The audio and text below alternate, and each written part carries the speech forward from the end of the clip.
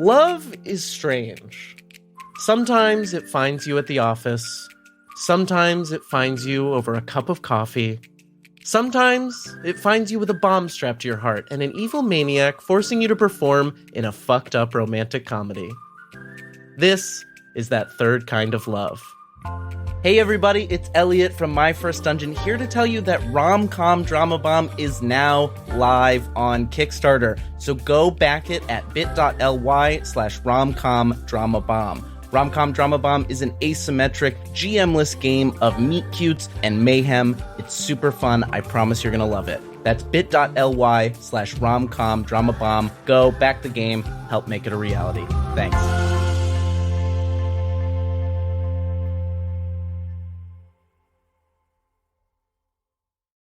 Hey, Brian.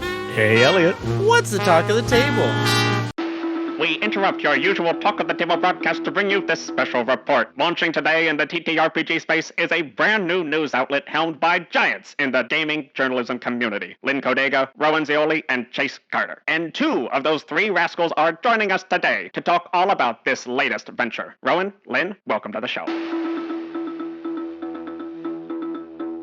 Thank you for having us, Brian. Welcome. Oh my god. That was really incredible. Can you do that every time I walk into a room?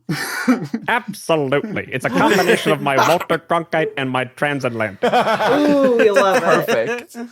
Very good. Welcome back to the show, both of you. Funny enough, back to the show isn't accurate for the listener because neither of your interviews will have been out by the time this joint interview comes out. So welcome back to the studio, but welcome to the show for the first time.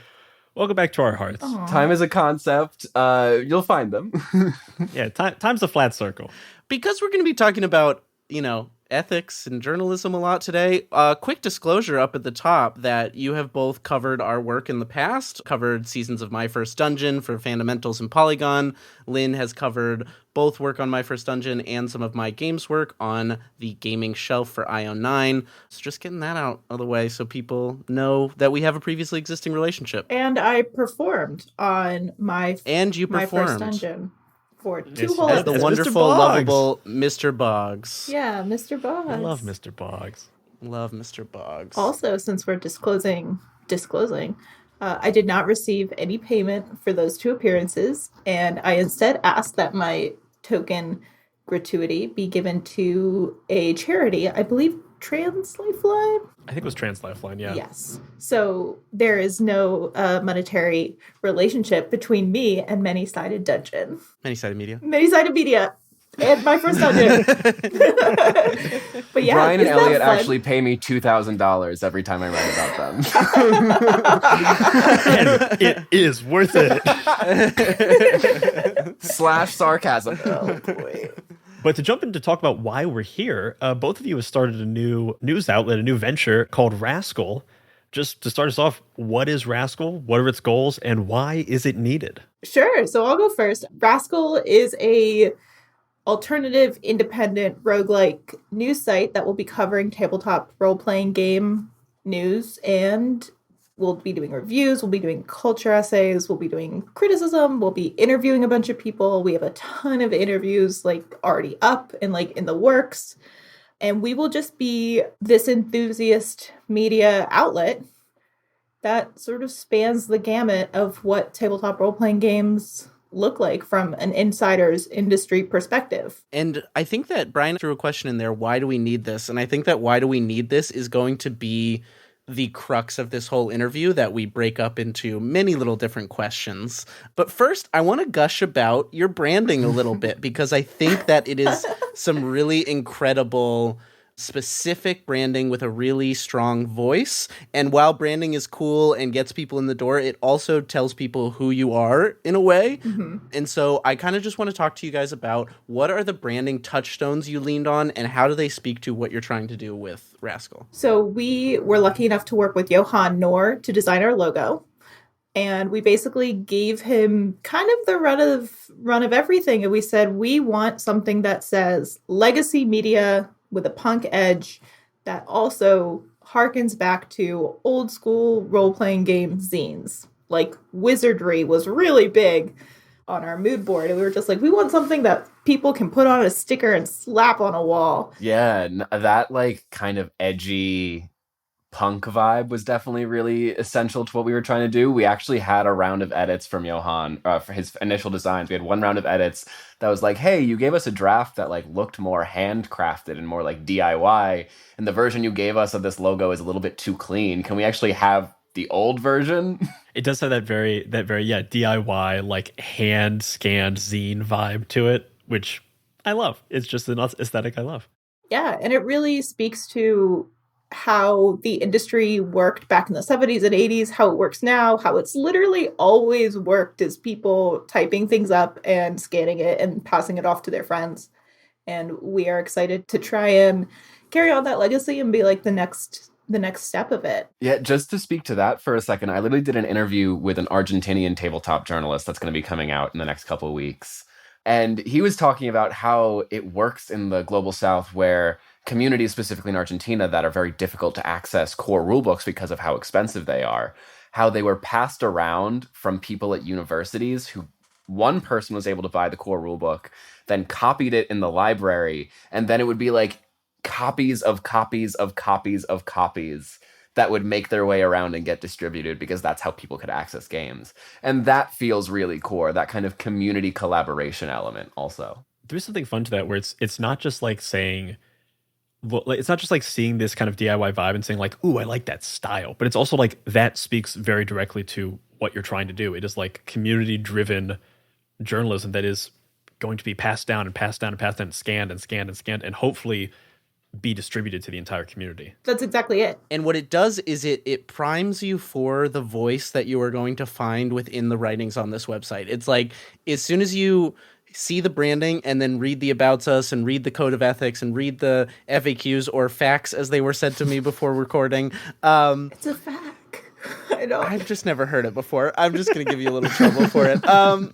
But no, all this to say that there is a really strong voice here that is part and parcel with this brand that you've created of this punk aesthetic. And there's a quote in particular that I think speaks to what this voice sounds like for anybody who's curious what I mean. It says, "A group of ragtag truth tellers, a bunch of gutter punk journos, a band of lost writers who only know how to do one thing. We're the Rascals." Can you talk to me about the voice that you targeted for all of the copy all over this site? The copy is Lin's masterwork. Every time I try to type something up, Lin's like, yeah, no, this is a great idea, but also, and it's just chef's kiss every time. Oh, man. Yeah.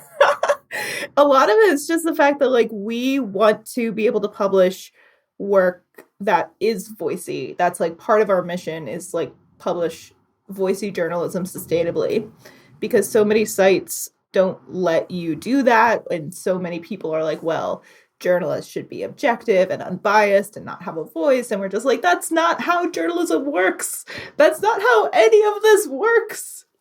So we really wanted to establish, like, from jump that we are taking this work very seriously, but we are also like poking fun at ourselves and maybe not taking ourselves as seriously as we are taking what we're producing, what we're writing, because, you know, we want to be able to have fun at work. We think that's kind of important, but we're also not losing sight of the fact that what we're doing is work and it's a trade, and like you have to practice and get good at it and like craft things. So yeah, we want people to read the site and not be bored when they have to like read the like kind of half lame About Us page. So I think one of the places that was most fun to read for us when we were preparing for this interview, where this voice carries through in a big way, is your Code of Ethics, which you've laid out very clearly for everybody to read. And so we've pulled a few bits from this Code of Ethics that we want to sort of drill in on. One of these is, you have this line where you say, journalism plays an essential role in the sustainability of the industry by uplifting good medium-pushing work, creating an ecosystem of respectful critique, and holding bad actors in the industry accountable. Our responsibility is always to the people, not to corporations. I would love it if you guys could talk a bit about how you see that responsibility to the people versus maybe in the past where you've had to see a responsibility to corporations? Yeah, I'll take that one on because the code of ethics was my baby a little bit. I used the template of the Colorado Sun's code of ethics. They're a nonprofit journalism outlet that's based out of Colorado. They do a lot of local journalism, and they have the most thorough code of ethics I've ever seen anyone write ever. But theirs is very community focused. Like, they are responsible to the people of Colorado, just like we are responsible to the people of the tabletop ecosystem. In other work, a problem that has popped up in journalism is, we were actually talking about this before, Lin and I were talking about this before, this kind of access journalism and how you are reporting on things that corporations are doing, like the big dragon in the room. And if you report on them critically, you might no longer get access to them. There are a lot of other big companies that do that as well. And so a lot of other reporting has just become enthusiast reporting in solely the terms of like, oh, I love this thing so much, I'm just going to squee about it. I'm going to talk about how much I love it uncritically. The responsibility to the people is to realize when those things that we love are being made by people who are exploiting other people. That's like, I think especially within the context of the criticism that I do, I criticize larger productions that have a lot more money and are backed by mega corporations in a different light than I criticize indie productions that are made by people who are doing this in their spare time or because they love doing it. The standards there are a little bit different, and I will always try to uplift the work of the individual while contextualizing and criticizing the work of the corporation. People mostly know me because I did a lot of journalism on D&D last year surrounding the OGL, and I definitely suffered professionally because I was denied access because of that. Was not given the level of access that I should have been, and not given the level of access that colleagues at my outlet were given. It was wild. Woof. Yeah. Fucking woof. But yeah, the commitment to the readers involves a lot of aspects of Rascal in general, not just how we write and what we write about, but also who we cover, how we cover it, who we platform, what we prioritize. One of the things that we are really aware of is that we are an all-white writer's room. And that is simply not reflective of the makeup of the people who are active in the tabletop role-playing game space. So in order to combat that or to work within our boundaries, we are trying to do our best to platform people of color and people who are not white. So it's just sort of knowing that our readership is not white, our stories can't be white, our readership is not all the people who founded D&D in the 70s. It's Gen Z, it's Gen Alpha, we need to speak to them too. So a lot of our pitch meetings, which happen every Monday at 10 a.m. on the dot, unless I'm late, are a lot about, okay, what is the balance here? What are we striking? Where's our serious, journalism? Where's our levity? Where's our press releases? What we sort of constantly judge our work against reader expectations and against what readers might want to read or enjoy. And obviously, as we go live and we see what people are responding to and commenting on, we'll be able to refine this a little bit more. And it's not to say that we are only going to be writing pieces we know readers will like, but that we are going to be working towards an outlet that readers want to read. But because we are an all-white room, we are really trying to understand how we can build a space and build an incubator for writers to come up with us and after us. We want to build Rascal to be a sustainable outlet that can then help foster and sustain the careers of other journalists, because the way journalism works right now, you have to have an extreme amount of privilege to just be able to do this and survive. So we have fellowship programs that we're planning on implementing in the future. We have our contributor program that we are going to start in ideally 3 to 6 months once we are sustainable. That is our fingers crossed number. If you can all subscribe to us and give us enough money to pay other people and also ourselves. But yeah, so it's something we're really, really cognizant of and something we are trying to address as soon as we possibly can. We were talking about this a little bit before we started rolling. The state of journalism, bad right now. What do you think are the biggest things that Rascal is doing that will hopefully combat that? Hopefully make you stand out against what is slowly a sinking ship. Slowly? It's going down like the Hindenburg. There's nothing slow about it. What are we doing different? Well, we are going for a different model. We are going to be independent, worker-owned, reader-supported, which is the model that Defector is doing. It's the model Hellgate and Aftermath are employing. And they've all found some measure of success with that model. And we are hoping to create a different way of reporting on tabletop news within this model. We are certainly not the first outlet to use this model, and we're not going to be the first outlet to be reporting on tabletop journalism or tabletop space in general. There's tons of great outlets out there. There's Polygon, N-World, Geek Native, Bell of Lost Souls. Like, there are outlets out there that are doing journalism in this space. But I think that we are going to be pretty unique because we're just going to focus on tabletop role-playing games. We are going to dive deep into a lot of community issues. We're going to have a community-submitted announcement section. So there are things that we are doing to differentiate our model in a way that hopefully will sustain the three of us and allow us to bring on other contributors and fellows. I mean, a lot of what we're doing is really just like tapping into tabletop, the way that the tabletop ecosystem is sort of like primed towards crowdfunding and like already has this like DIY, let's all chip in mindset. And hopefully it works. I mean, it's a huge risk, like we're just kind of going for it. Like, we have no money, zero money. We don't have any investors. Starting from $0. Yeah, we don't have any backers. We're literally just like, well, what the fuck else are we supposed to do? Where the hell are we supposed to go? But it's a great risk to take because I think of the voices I think of when I'm like, who do I want to hear from in tabletop? It is Lin Codega, Rowan Zeoli, and Chase Carter. There's like a few others in the mix, but those are three of the big ones. And I want there to be a space. I want there to be a space like Rascal where it is just like free and open season for you guys to do exactly what you want to do, exactly how you want to do it, and be able to uphold the high standards that I know you guys hold yourself to. I think another thing with that, from a more technical perspective, SEO is dying because of AI and AI journalism and AI content mills and the way that the internet and search engines are changing.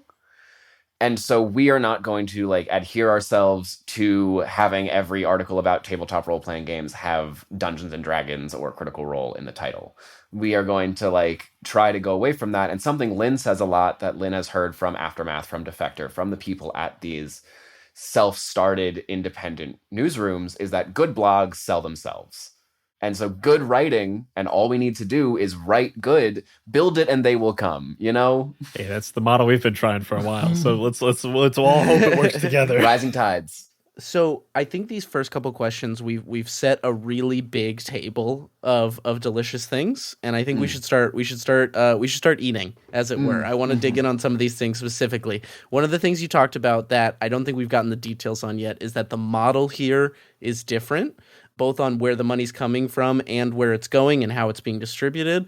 Can you talk about the model behind Rascal for the consumer, for the journalists, for contributors? What does that look like? Lin has become the business bitch. So business. How's the money how's that going, Lin? Oh, God. Oh, no. I'm like the little like unicorn in the Lego movie that just goes business. Am I doing it right? Business. That's me. That's the model. That's the model. It's just a unicorn prancing on a boardroom table, screaming business at the top of their lungs. It turns out that's extremely accurate to Wall Street.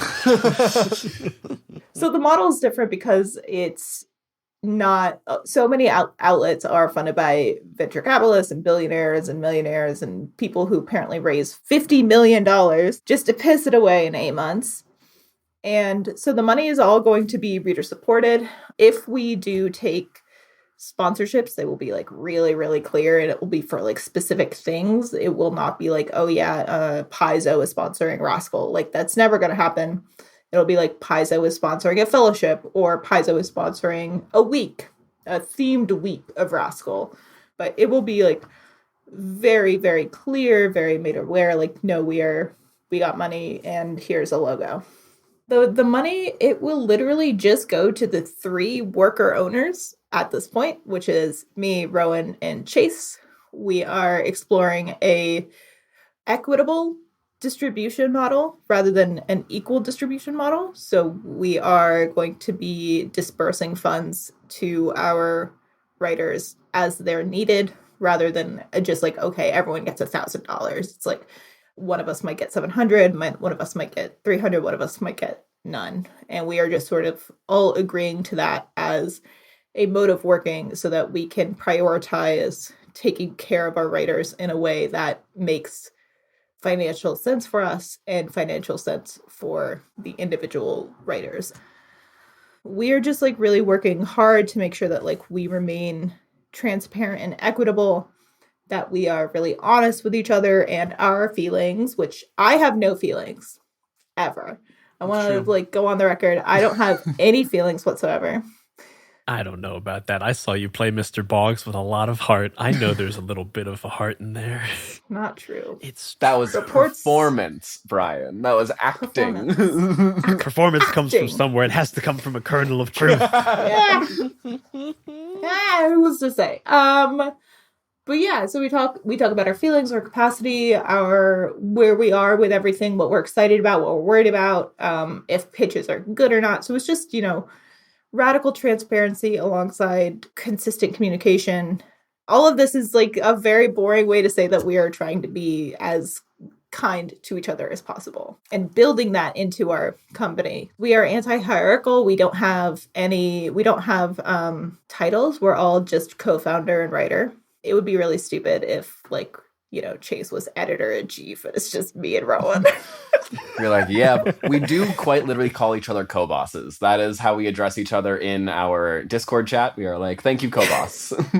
And just as far as a flat hierarchy goes, what does that look like day to day of I'm writing an article, I need to have it peer reviewed? Like, who is doing what, and how does an article go from conception to written to edited to published? So Lin, Chase, and I are all very different kinds of neurodivergent. And they're all very complementary to each other, actually, I think. Lin has a very organizational mind and has set up a whole notion in the way that we are developing this, and it has very helpfully laid out our action items and the way we have to develop this, and it provides a very clear structure to the ADHD that Chase and I both have. So the process that it has of going through is we have our Monday pitch meetings where we're all like, we have these ideas, we've seen these things out in the world. We do kind of chat when we see things pop up. We have a very delineated Discord for various different conversations. Again, thanks to Lin's structural brain.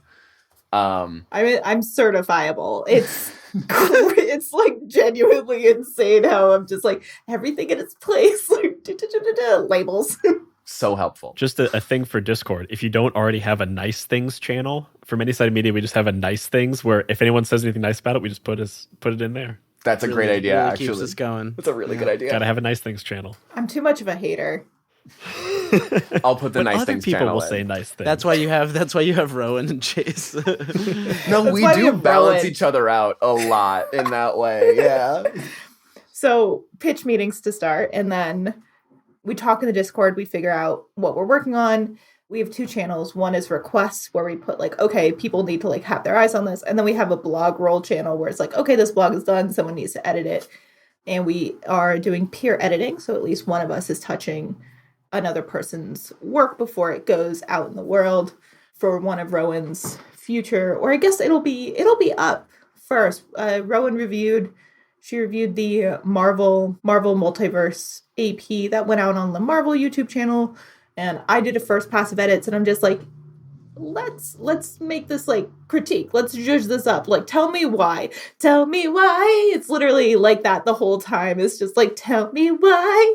tell me why you hate this. And I was like, oh, I have to figure out the reason why I hate this. Tell and me the reason why I why. hated it is because they're co-opting the aesthetics of art for marketing.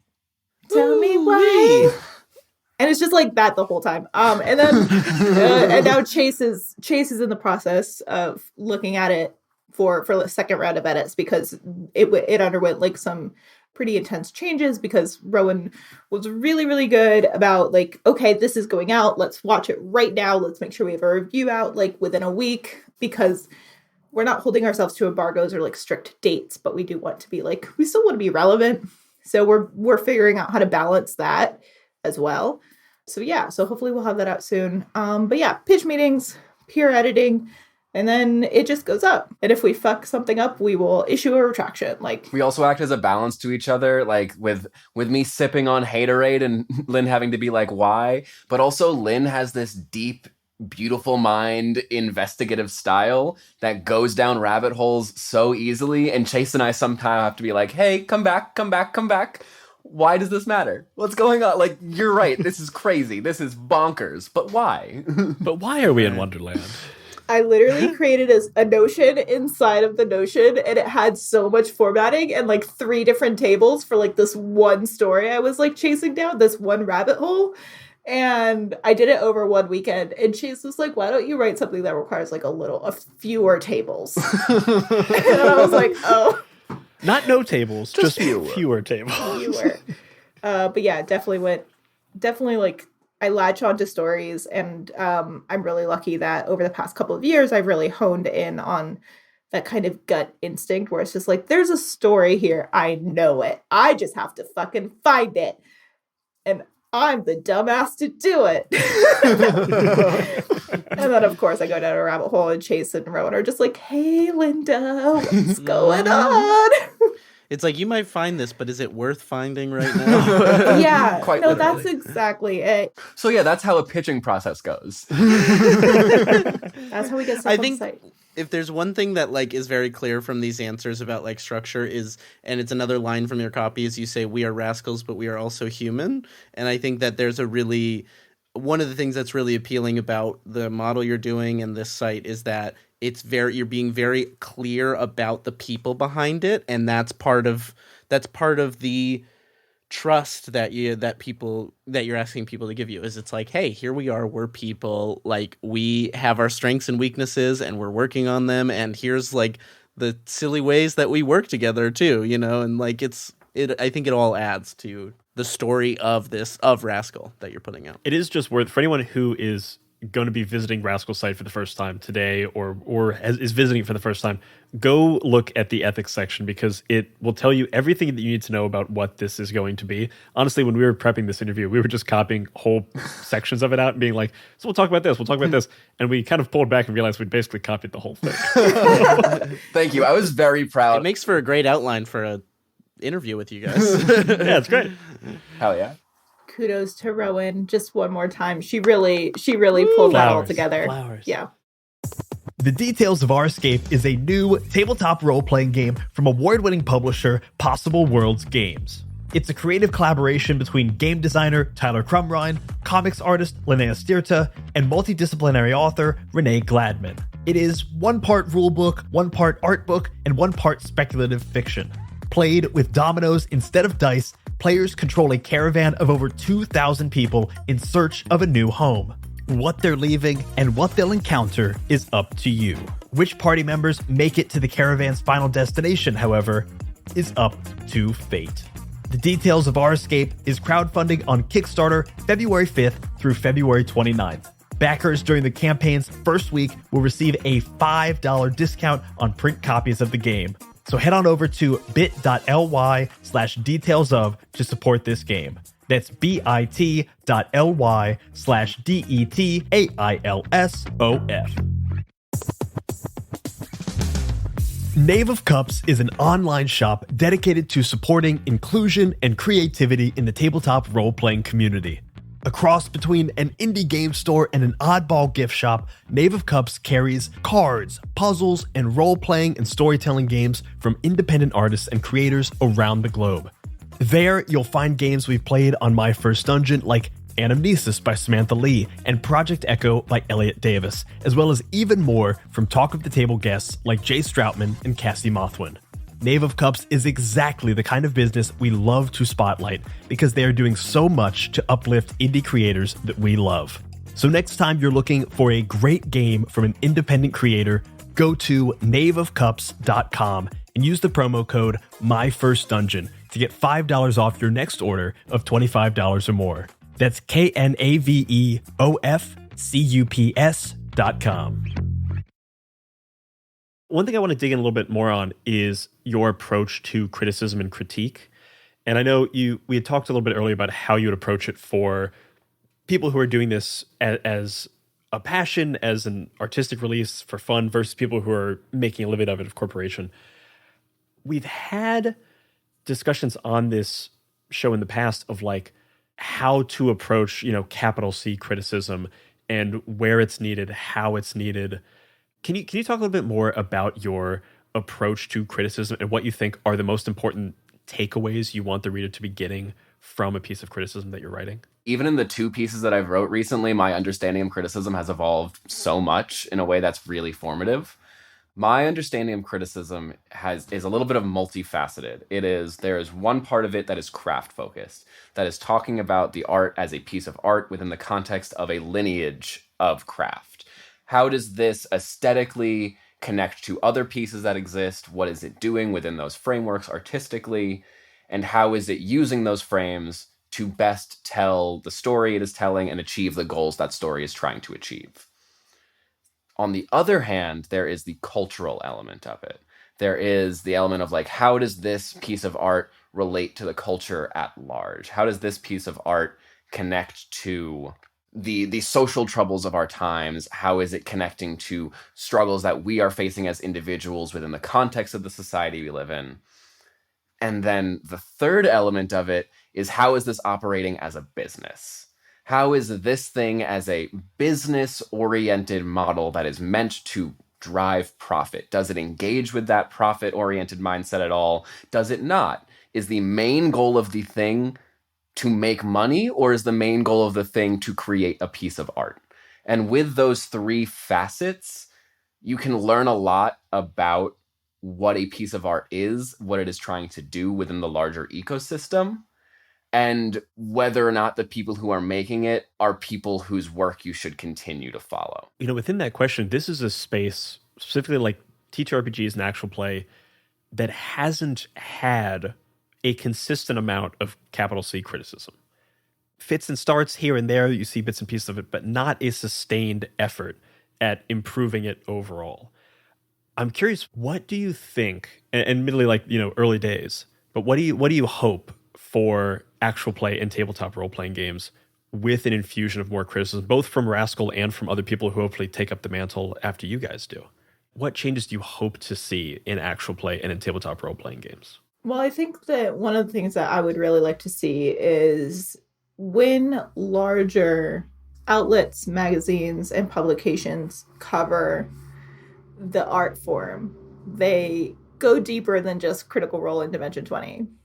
And they actually understand what they're talking about, and they have references, and they engage with it as an art form with actual play has a 15, 20-year lineage. Tabletop role-playing games are turning 50, and yet in a lot of ways we are still working within a framework of criticism that is very nascent. In a lot of ways, a lot of the criticism of tabletop role-playing games and a lot of theories and discussions have happened on blogs, on individual just people blogging, which is really the backbone of a lot of tabletop criticism, and a lot of tabletop reporting and journalism is really held within literally Blogger, which is wonderful and also terrifying.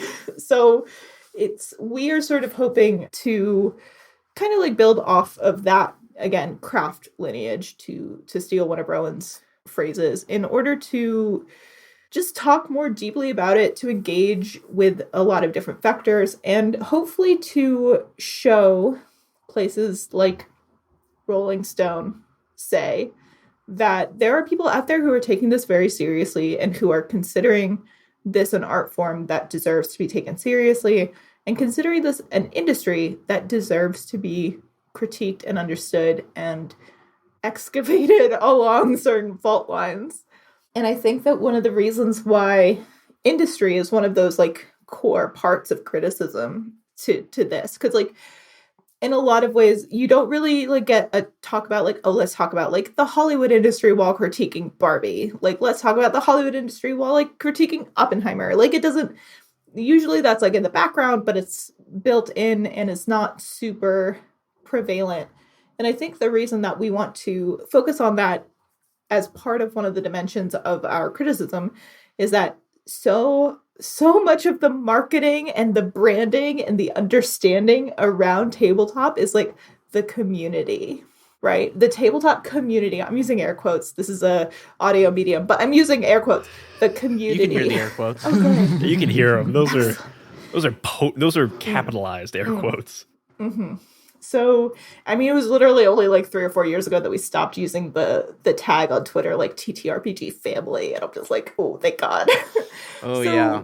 Right. We all remember that period of time. So it's one of those things where brands have really keyed in on that word. I mean, across all vectors of like entertainment industry, but especially in tabletop role-playing games, building community, like the role of community managers, the Discord communities that are like built up. All of these things are sort of focused around like selling a product, but also like, but we're a community. We want to create this in-group. We want to create this family. We want to create this like this dedicated, focused, held prisoner consumer base that's like right here. We can just market to them the whole fucking time. We can just market. We can just do as much marketing as we can in this little Discord group. I'm sorry, you guys. I'm really sorry. I know you guys have a Discord. And you should all read, you should go read the article, read my review of the Marvel giant size special after this. But one of my big issues that I noted in my rewrite of it after Lin was like, hey, tell me why you hate this. Tell me why. Is because it's using this friends at the table aesthetic, this like faux community to create a false sense of community, the thing that like capitalism has alienated us from, to sell more things. And I think the TTRPG industry as a whole really has progressive ideals at its core. It really, really wants to be a better space than capitalism has forced industries to become. But we cannot do that while still operating within the structures of capitalism. So we have to imagine new possibilities. And part of what I'm hoping for the actual play community moving forward is like obviously less exploitation of people in their labor, but also a deep embodiment of these values that we pretend to espouse into creating these new structures of entertainment that we can build up for ourselves that then can be modeled in one industry as a microcosm that can then explode into the rest of the world. I think, and everything that happens is so intricately tied and intrinsically tied that if we can figure it out here, other people are also figuring it out in other places, and everything can start to change.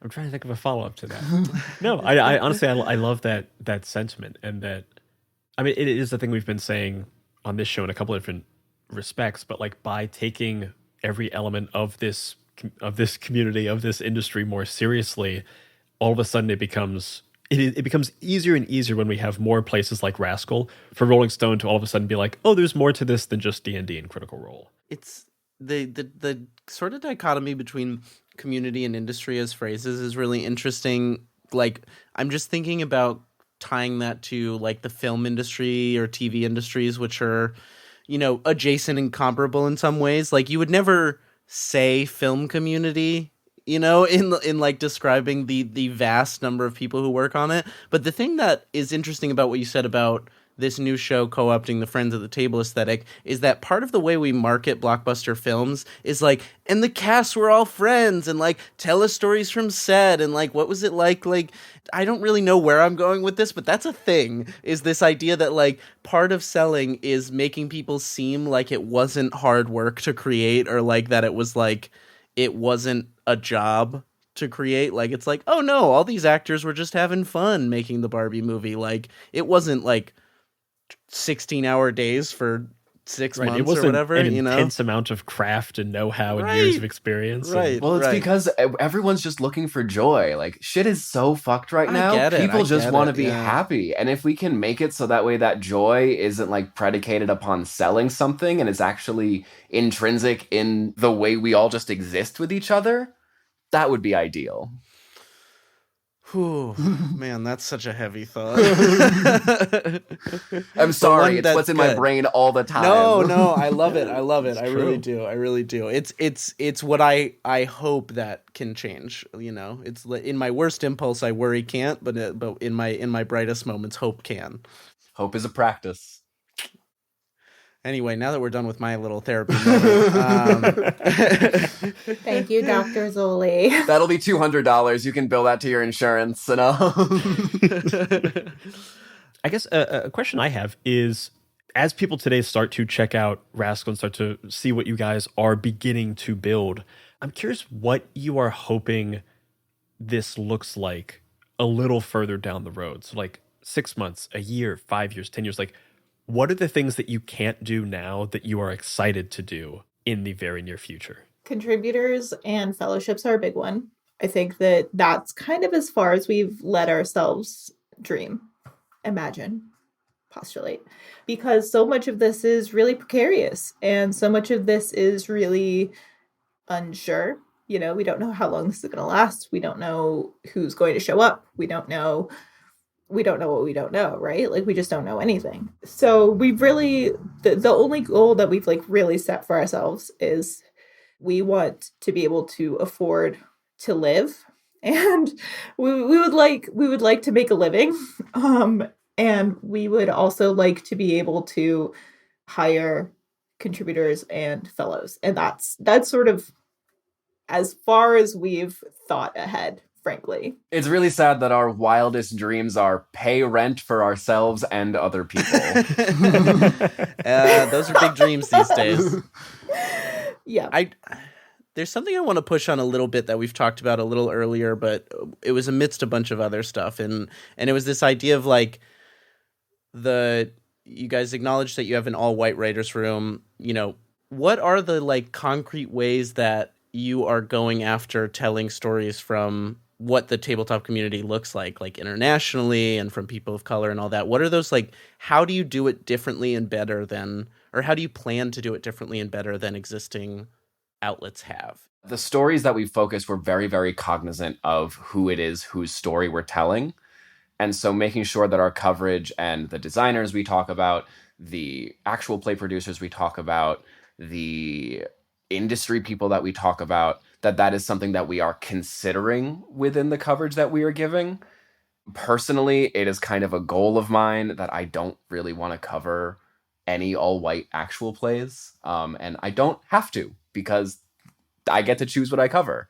So that is one like tangible way in which I want to make sure that I am centering non-white voices and non-American or European voices within my coverage. I just put out a tweet the other day like, hey, please, if you are from anywhere that is not America or Europe, let me know who you're talking to. Let me know what you're looking at. And I got over 100 responses like immediately. So the more visibility that we get, the better that will become, because there are so many existing tabletop communities in South America, in Africa, in Asia, in Southeast Asia specifically, and India.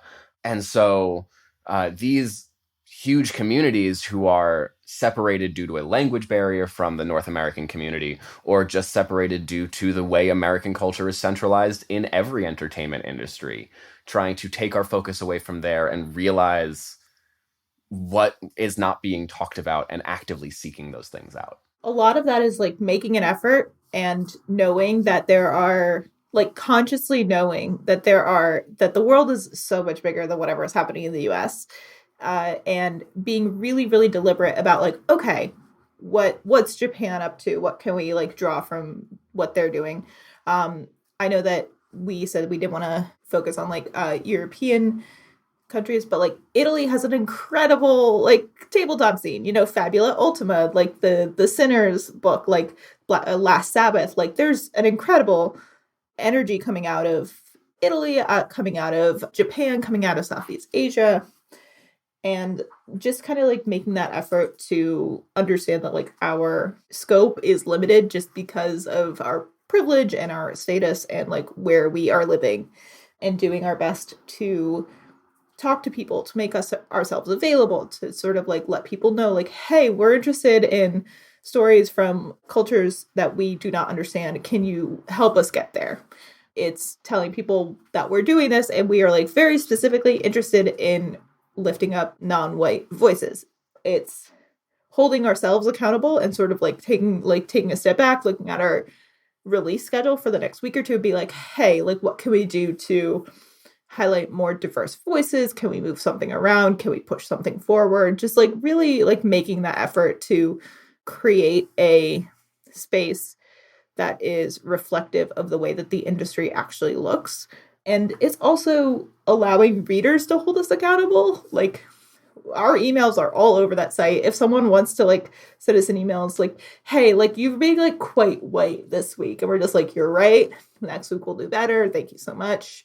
And really just hoping that we can continue to learn and use our and like grow and use our platform to uplift voices that are again reflective of how the tabletop ecosystem looks. Those are all great answers. I want to pull 3 things out of there for our listeners just to like really hammer them home. Like you guys are putting effort into it. You're able to have the freedom to set your own priorities in a way that you haven't been able to, that allows you to focus on that effort. And also there's an access and responsibility that you guys have put front and center. Your emails are all over the site. So both in terms of feedback, but what I would highlight for people listening, for designers listening, for producers listening around the world is like, go use those emails when you make projects. Like send press kits, send all that stuff to you guys. Because that's as I like to say, you sends out emails, you gets back emails. So just wanted to kind of pull those few things out. Yeah, specifically for press, because one of the things that we're doing is most of our site is going to be behind a paywall. The journalism that we write is going to be behind this sort of like, you need to subscribe to like read smart people say smart things about smart games. But we also have like an announcement section that is public, free to view. You don't even need to be like a member of Rascal. It would be cool if you were, but we're curating this announcement section as like a community service part of it. And we are being very, very clear about like, we did not write this. This is a press release, but it's still there. It has all of your links. It has everything, like all the images. It has the like relevant dates, but we have just a part of the site that is dedicated to other people's work and other people's efforts and the way that other people are working within this ecosystem and building their own communities and trying to make their own art. So we're really excited about that. All press releases, please press at rascal.news. And I will sort you out. That goes to my inbox. That goes to info me. at rascal.news comes to me. So if you're looking for info. So yeah. We will put the press at email right in the show notes for folks. Sick. One of the things that we are working on developing a full documentation for is we are going to invite anyone who wants to submit a press release. We are going to ask them to become a contributor to the site. And basically what that means is that they will be able to create their own press release on the Rascal News site. And all they have access to is this little portal. And they can create this press release. We will see it on our end. And we will, make sure everything looks good. And then we'll press publish. And it'll just work like that. It'll be super, super simple, as easy as possible. And hopefully, like, despite that kind of initial, like, okay, we are inviting you to be a contributor. You need to accept that invitation, and then you do everything. So despite that initial, like, road bump that we know we will, like, walk people through, and we'll have, like, a cute little, like, 20-page document. Every single answer you could possibly need. So cute, so little. Just a little 20 so petite, so dainty. I already have screenshots. It's fine. The point is, I'm insane.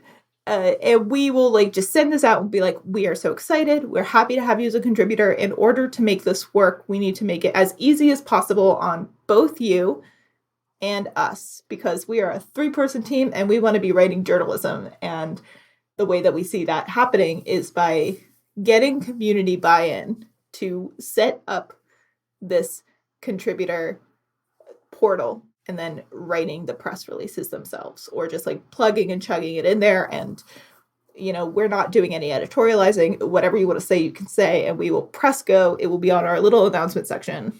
Super cute. Unless you say something weird and fucked up, then we're going to stop you.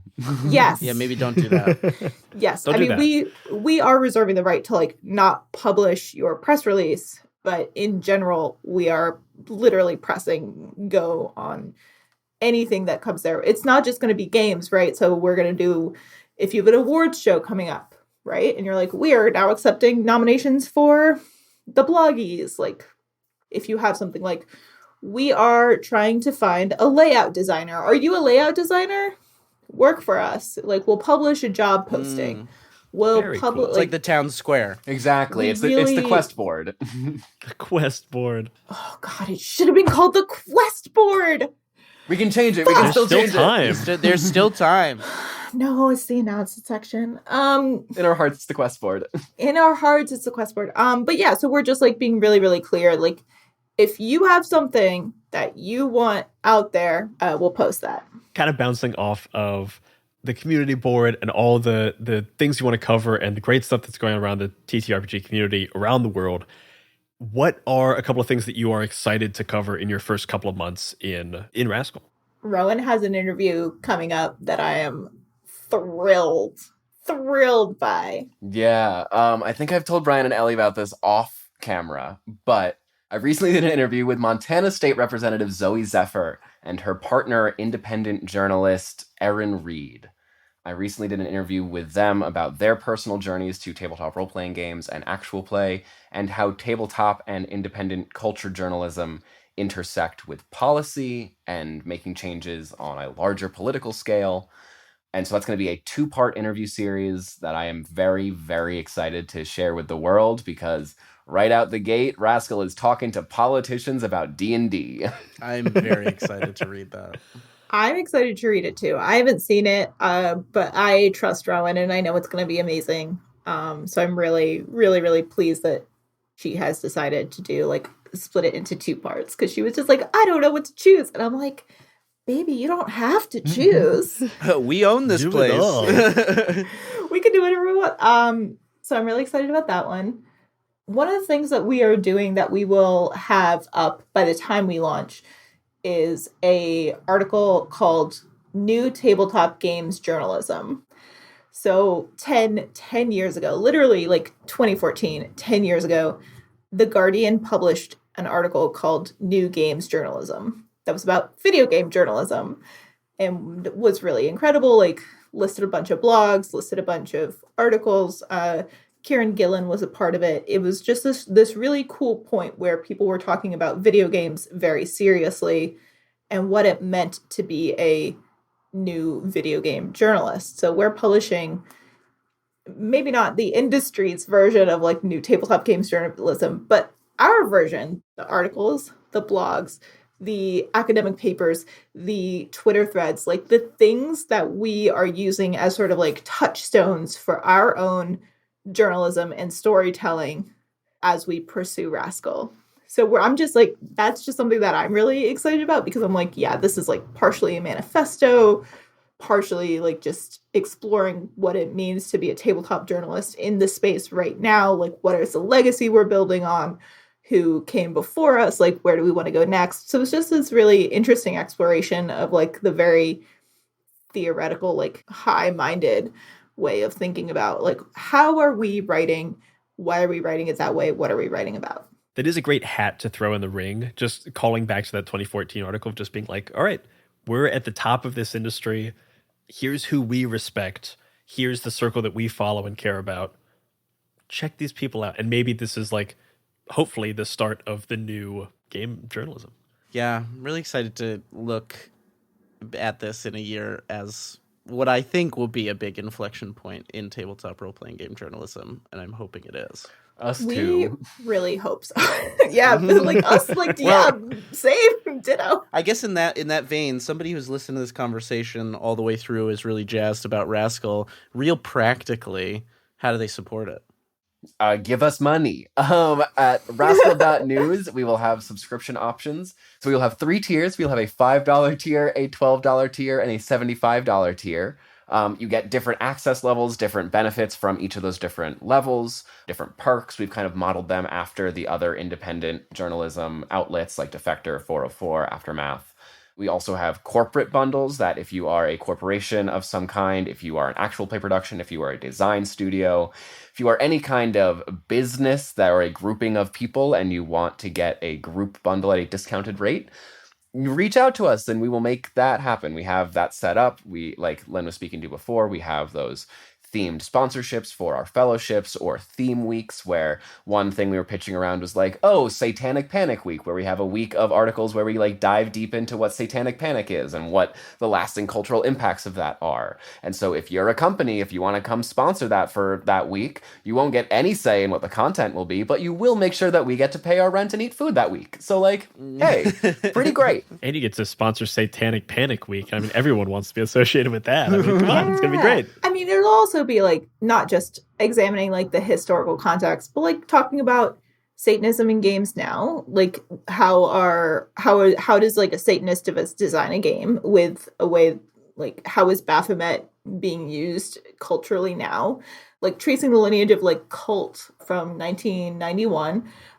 Maybe we'll talk to Vincent Baker about his very first published game, which was Killing Puppies for Satan. Who's to say? Did you guys know that I one? did not know I did not know that. His very first game in the year of our Lord 2000. Killing Puppies for Satan. So if you want to see how our brains work, give us money.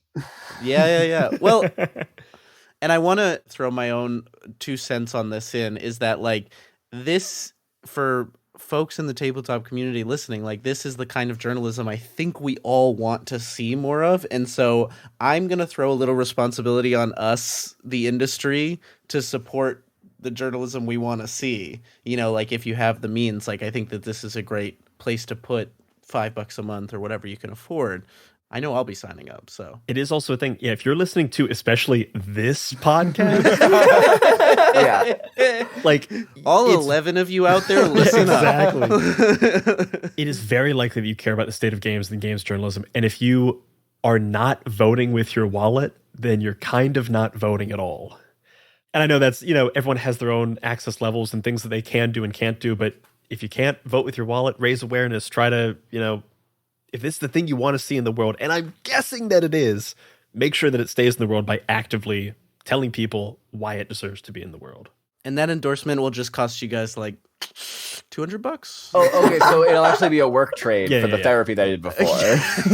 Okay. Damn it, Elliot! Come on, you got to keep that off the podcast. We got to make money. I gotta keep my personal issues off the podcast. I'm so sorry. But again, we are open to feedback. So like, if we get a bunch of people who are like, "Hey, I really want to subscribe. I want to give you something, but I can't make $5 a month." Like, we do one-time donations. We will work with you if you want us to exist, but you cannot afford $5 a month. Talk to us. We'll figure it out, because again, we are 3 human beings operating Rascal. You can email Rowan at rascal.news for all of those requests. You can. And then I'll bring him to Lin, and then we'll be like, no. The show notes for this episode are just going to be a complex who to email when guide based on everything we've talked about. Perfect. I literally put that on the website. I was literally like, get in touch. And it's like this literal like 10-stage flowchart.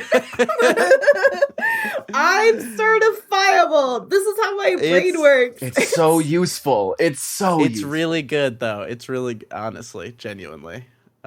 Before we take this to a close, is there anything you guys wanted to talk about that we missed? Yeah, one thing. If anyone listening has a story that they want to tell, has something in the industry that they don't like, or knows something that they think should be written about, or they think we should know, you can email me at tips@rascal.news.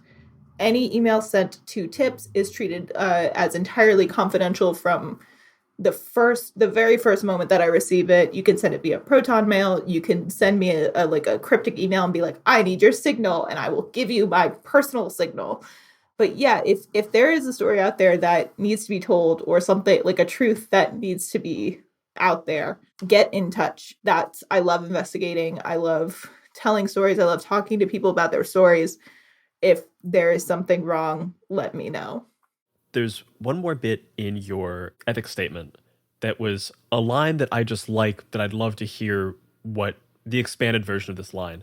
And it is, this is journalism as service, not catharsis. Oh. And it's a line that I like, resonates with me, but I don't fully know what that looks like. So tell me, what does that look like at Rascal? So this comes from a line that was used a lot in the union meetings at Gizmodo. And the idea is that we post strategically, not cathartically. So even though we may be like really upset about something, or we may be really bothered by something, we don't post flippantly. We don't write something that comes from a place of like pure emotion. We take a step back, we analyze what we're doing, and we post within the boundaries of like good journalistic practice, while also allowing our emotions to inform what we're writing. So we always look at it as just like, okay, we feel really passionately about this. Does this matter to the community? Is this something that needs to be said? Is this something that is a net good? Will this do harm? Like, at what point is this moving beyond just like us? Like, okay, we're having a good time in our Discord, like making fun of this, or getting angry about this, or getting excited about this, but is it something that is worth writing about? Is it something that's worth posting about? Is it something that's worth attaching our name to? Is it something that will serve the community? There's a place for catharsis, and it probably should not be when you are trying to do something like this. Yeah, I think that goes in both directions, like Lin was kind of speaking to. Like, it's not just when something happens that we don't like. It's also about things that we love and enjoy, because if you're like kind of talking back to that access journalism thing we were talking about previously, how if you're just uncritically talking about how much you love something without the context of why you love it, or like what it is doing and how it is benefiting people, it renders all of the writing that you're doing a little less credible, because you're not holding the good and the bad to the same standard. Like, as an example, I really love Friends at the Table. It's like one of the few podcasts, like actual plays, that has gone on for, over a decade, that I've dropped in and out of consistently.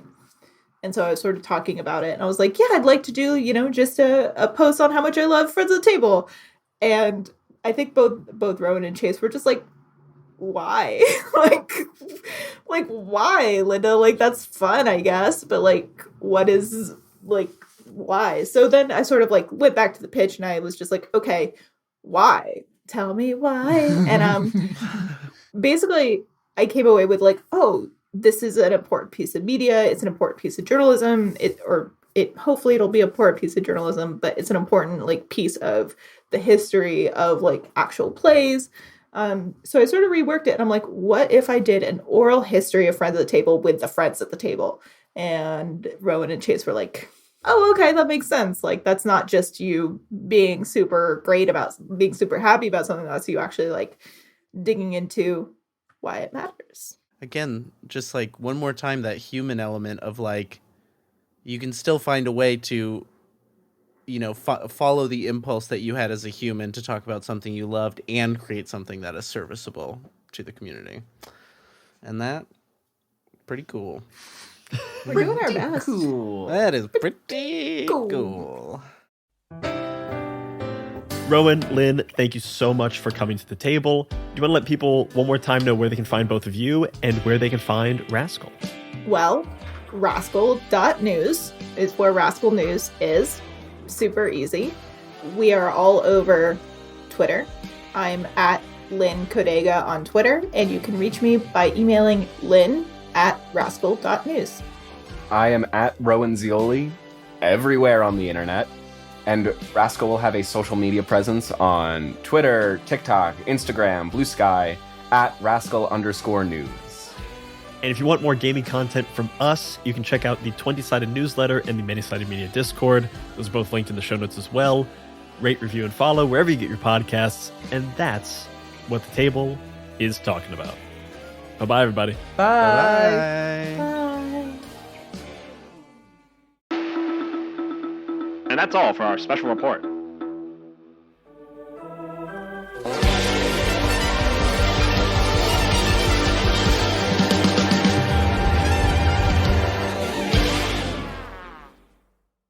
If you're hearing this, that means you have listened to every last second of this episode, and that probably makes you a fan of this show.